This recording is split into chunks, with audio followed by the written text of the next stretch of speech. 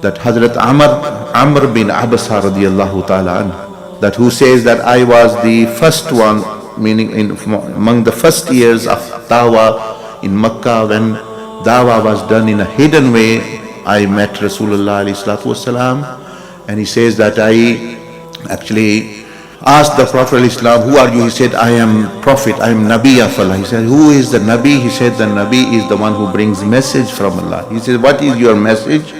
He said, my message is to worship Allah, to make Him the purpose of your life, the center of your life, and actually negate all other false purposes and objectives which you have made, and to join ties, to establish good relation with relatives. This is the message the Prophet ﷺ mentioned to him. And then the hadith actually then he continues, but he says that in that hadith further, he said that to Rasulullah ﷺ, that how many people follow you?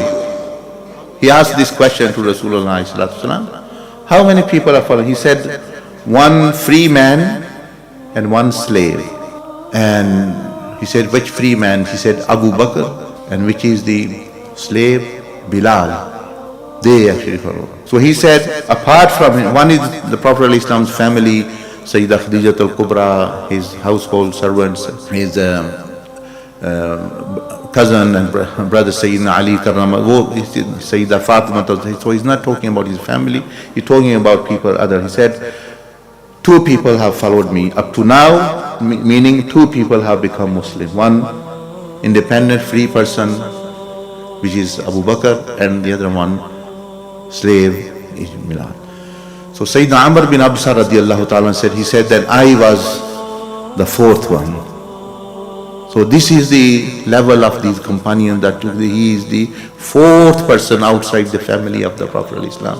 So Rasulullah sallallahu, Sayyidina Abu Bakr Siddiq, Sayyidina Bilal Habshi radiallahu anhu, and this Sayyidina Amr. So people like him, there's a long hadith, this hadith follows another hadith, I will mention his story another time.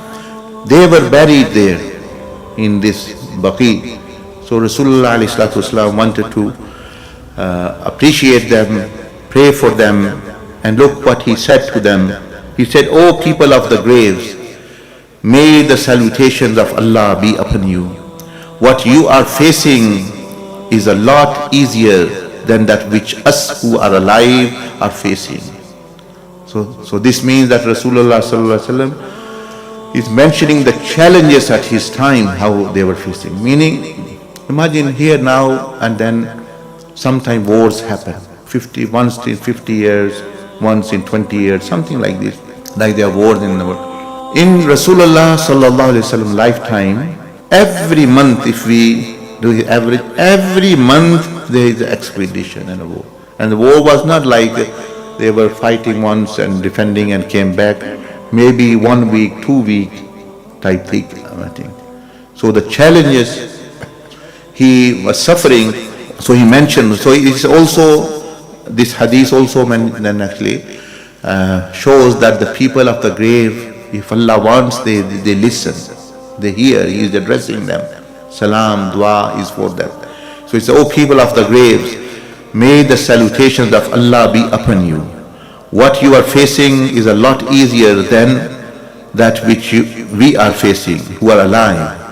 If only you knew what Allah has saved you from, the trials that we are facing have become darker than the night and are rapidly succeeding one another, each one worse than the one it succeeds. So this means that it was not easy life. For example, you think, oh, if I was there, then easy. No, much harder life at that time.